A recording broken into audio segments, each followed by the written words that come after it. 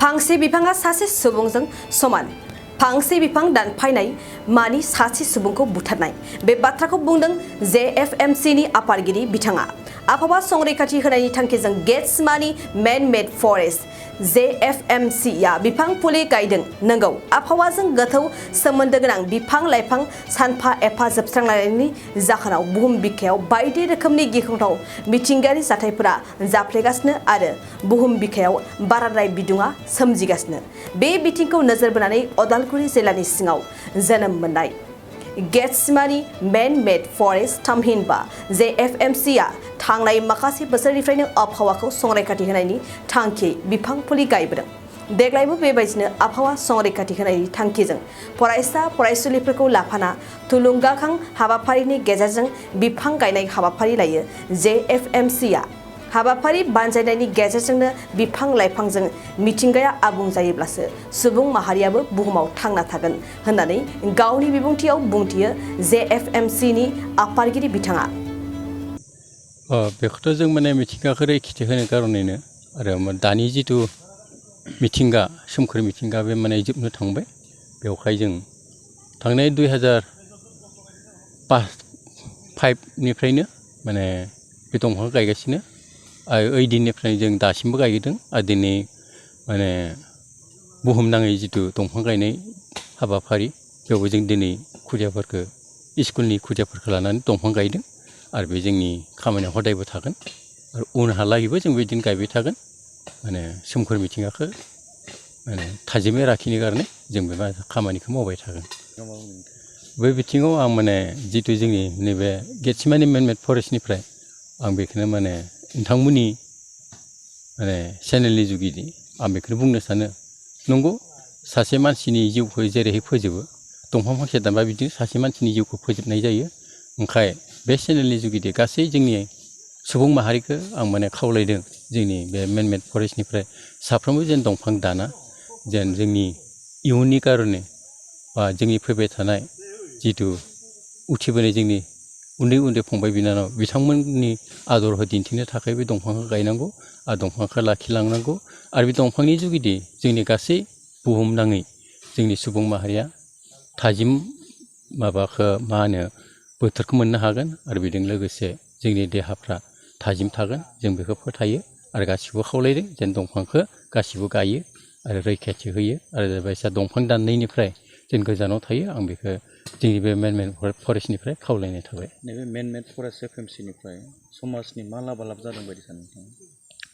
बे जोंनि जिथु नैबे दंफां गायनाय जिथु मेन मेड फरेस्ट बेनिफ्राय बुंनो थाङोब्ला बहुत खोथा दङ अकल जों बुंनाय खोथा नङा बेयो जोंनि जिथु खाथि खाला जोंनि माहारिफोर बा सुबुं माहारि दङ बिथांमोना गोबां समाव बेयाव माने बे जायगायाव अन्थाइ बालिजों बुंफबनायमोन सानफ्रोमबो माने बिनि बारहावाया माने दुंहाव थाबाय थायोमोन आरो बे ओनसोलनि जायगाया ओरैबायसा जायगामोन माने बोथोरजों माने रुजुजानाय बेबायसा बोथोर गैयामोन मानो होनबा बे जायगायाव सुबुं माहारिफोरनि जिथु बिगुर मोदोमनि जिथु देहानि बिगुर बेयो गावै गावै थाङोमोन आरो बेयाव निहिर गोग्लैयामोन आरो लोगोसे जिथु जोंनि माहारिया जिथु खेथि खालामो माइ बे माइआबो गुफुर गुफुर जायोमोन खिन्थु जोंनि बेयाव फरेस्ट जानाय लोगो लोगो दायो निहिर गोग्लैनो हमबाय माइआबो माने गोमो सना बायदि जानो हमबाय आरो मानसिफोरनि मोखां सेहेराफ्रा माने मोजां जोंखेल जानो हमबाय दा गावसोरनो माने जोंखौ बाख्नायो आरो बे नोंथांमोननि थाखायनो जोंनि देहाफ्रा थाजिम जाबाय मोजां जाबाय आरो जोंनि जायगायाव निहिर गोग्लैनो हमबाय बाराबो माने थाजिम जाबाय बेखौ जोंनि सिगाङाव फोरमायो गोदो माने बेखौथ' जों दाथि बुंनो हायो गोदो जिथिया 2005आवहाय जों माने गायजेननायमोन बै समाव 5 बोसोरनि कारने गभर्नमेन्टआ जोंनो मोनसे स्किम होनायमोन 50 लाखनि बै 5 बोसोरनि स्किम जोबब्लाबो दिनैसिम माने जों बेयाव भलन्टियार हिसाबै माने खामानि मावबाय थादों जों गभर्नमेन्टनिफ्राय दासिमबो जेबो मोनाखै आरो गभर्नमेन्टआ जोंखौ नायफिनाखै थेवब्लाबो जों माने सुबुं माहारिनि थाखाय बे दंफांफोरखौ माने रैखा होबाय थादों गावनि जानानै गावनो न'निफ्राय माइरं लाबोनायजोंबो संजानानै माने बे दासिमबो जों बेखौ डिउटि होगासिनो आरो फोथांगासिनो आरो इयुनावबो फोथांलांगोन थेंक इउ थ' दिनै बिखेखके जों उन्दै उन्दै गथ'फोरखौ लानानै थ' what is nature nature conservation माननांगौ तो बिनि सायाव एसे एवारनेस एन्ड दंफांखौ माबायदि गायो बेखौ एसे जोङो माने खालामबाय प्रग्राम हिसाबै तो बेखिनियानो जों दिनैनि हाबाफारि बायदि दा मावदों आरो जेनेबा मिथिंगाखौ संरैखाथि खालामनो थाखाय फोरोंथाइ होदों हमनानै ला फोरोंथाइ आरो बेथ' जोंनियाव जेनेरेलि जाबायनो थायो जों बिकज उन्दै उन्दै गथ'फोरखौ दा जों ट्रेनिं बे बुस्थुखौ आरोना नेचारखौ मानो कनजार्भ खालामनांगौ नेचार एन्ड हिउमेन बिंस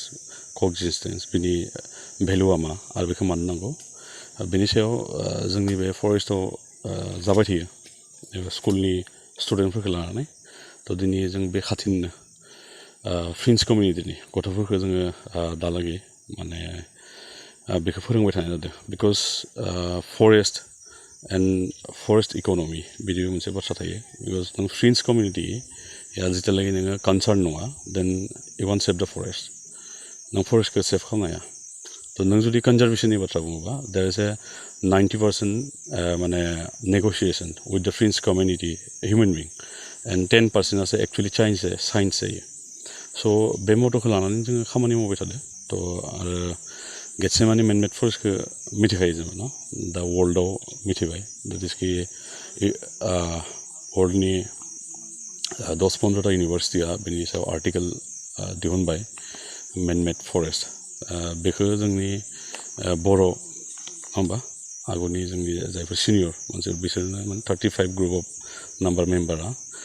लोगो नांनानै जेनेबा बेखौ रक्षणाबेक्षण होबाय थादों जोङो भलेन्टारिलि टिल नाव आरो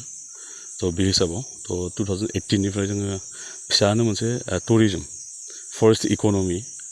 तो नोङो बे कनजारभेसनजोंनो माबायदि नोङो सास्टेनेबल इक'नमि मोनसे नोङो डेभेलप खालामनो हायो तो बेनि सायावबो जों खामानि मावबाय दा टुरिजम मोनसे हाब बनायदों जाय टुरिजमाव अनलि माने नेचार लाभार तो बेबायदि मानसिफोरा इन्जय खालामनो फैयो देट इज नट कि रिजर्ट बे माने रिजर्ट नङा कि झिक झाक माने बेसि आर्टिफिशियेल टाइपनि बुस्थुफोर जोंनियाव गैया तो जों एसे नेचारेल मोनना तो बे टाइपनि जों मोनसे टुरिजम हाब बानायदों एलिफेन्ट कान्ट्रि केम्प मुंनि गेटसेमाननि आन्दारावनो तो जोंनि तो बे बुस्थुफोरखौनो जों दा मावबाय थादों तो माने टुरिस्टफोरनि थाखायथ' माखासे रुल्स एन्ड गाइडेन्स बेफोरबायदि जोंनियाव बेनो कि माने नेचार हार्म जानाय जिखुनु बुस्थुआनो जोंनि बे टुरिजम हाबाव जाया बिकज नोङो लाउड मिउजिक जोंनियाव जों सोलिया न एलकहल फ्रि एन्ड बेयाव माने जोङो बारा क्राउड बेखौ जों बनाया जों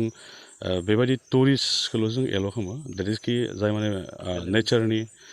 खाथियाव थानानै बिजाब फरायनो मोजां मोनदों दैनि आवाज खोनासंनानै न गावखौनो चिल माने बे टाइपनि स' जोंनियाव दै दोङो जायफोरा जेनेबा दैयाव माने दुगैबाय थादों थ' एसे डिफारेन्ट काइन्ड अफ बिकज नोङो टुरिजमाव माने बहुत डिफारेन्ट टाइपनि गेसफोर थायो जेनेबा किसुमान गेस बिदि थायो कि बस लोंनो मोननांगौ जानो मोननांगौ नङा होमबा कि जायगाखौ बहुत धुनिया हाल्ला खालामनो मोननांगौ बेयाव मोसानो मोननांगौ थ' बे टाइप बुस्थुखौ जों एसे एभयड खालामो माने बेबायदि गेसखौ आरो थ' जों मोनसे लेभेलनि गेसखौल' बेयाव जोङो खालामबाय थादों एन्ड मेनलि जों मोनसे दा टारगेट थांनाय दाखालि जोंनि मोनसे एक्जिकिउटिभ जादोंमोन जों बेयाव मोनसे टारगेट लादों थ' उदालगुरि डिस्ट्रिक्टनि जेनेबा बे मोनसे प्रपार्टि हिसाबै बेलेगा बुङाबाबो जों बेखौ स्टार्ट खालामदों बिकज दिस इज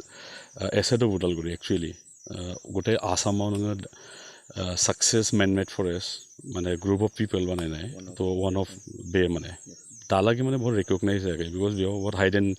माने किसुमान बाथ्राफोर दोङो थ' बियो लासै लासै जों बेखौ मावबाय थादों थ' बेखौ जों माने कुलेस्ट प्लेस माने आनादार 5 इयार्सआव कि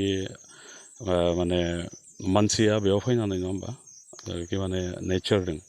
what is नेचार बेखौ बुजि मोनगोन जेनेबा आरो नों नेचारखौ माबायदि कनजार्भ खालामनांगौ बेनि नलेजखौबो बे लाना थांगोन बे मोनसे हाब जों बनायबाय थादों एन्ड प्लास उदालगुरियाव जों माने इडुकेसन सेक्टराव थ' जोंनि जेसेबांखिनि मेम्बार दङ बिसोर डिफारेन्ट गामिनिफ्राय फैनाय आरो सबबो माने नों मोनसे टाइमाव जोंनि जातीय लिडार गोजामोन थारमाने बिसोर नङा होमबा थ' मोनसे इजम दङ थ' बेयाव जों मोनसे लाइब्रेरि सेटआप खालामनो नागिरदों जे लाइब्रेरियाव जेनेबा न जों किसुमान जोंनि जेनेबा गोजौ थाखोनि सोलोंथाइनि बुस्थुफोरखौ जोंनियाव बेबायदि गेस्टफोर फैयो नङा होमबा जोंहा मुम्बाइ IIT गुवाहाटि IIT नङा होमबा थ' बिसोरजों जों क्लाब मोनसे खालामनानै कि माने इडुकेसनेल जों जुदियाव माबा सेन्टार मोनसे जुदि बनायनो हायो बेखौ मोनसे प्रसेसता जाबाय थादों थ' बे हिसाबै जों खामानि मावबाय थादों आरो प्लास बेखौ जों बहुत मोजां नाङो दा 20 माने एबाउट टु 20 इयार्स बे फरेस्टआ माने जासिगोन आरो 20 इयार्स बैसोनि बेयाव नों जथेस्थ' माने 20 इयार्सआव जिब जुनारफ्रा नोङो बाहा लाफैबाय थारमाने माने बिसोरनि थाखाय सेल्टार टाइप जाना दङ आरो जोङो थ' बेयो जोंनि थाखाय बहुत मोजां बाथ्रा जों गभर्नमेन्टखौबो बुंबाय थादों कि एसे जेनेबा जोंखौ माने सापर्ट खालामनो थाखाय दालागै फार्दारलि बेबायदि रायलायनाय जायाखै माने स्कपफोरखौबो थ' माने हपिं फर बिकज नों गभर्नमेन्टनि जोंनो माबाखौ नांखागोन पेट्रनाइजखौ जों नांखागोन थ' बे हिसाबाव वे आर अपेन फर माने डिसकासन थ' जों माबायदि जेनेबा बेखौ सेभ खालामनो हागोन बिकज दा नोङो एसे गिथावनाबो जादों इयुन दंफांफोरा देरबाय दंफांनि कमार्सियेल भेलुआव जाबाय थारमाने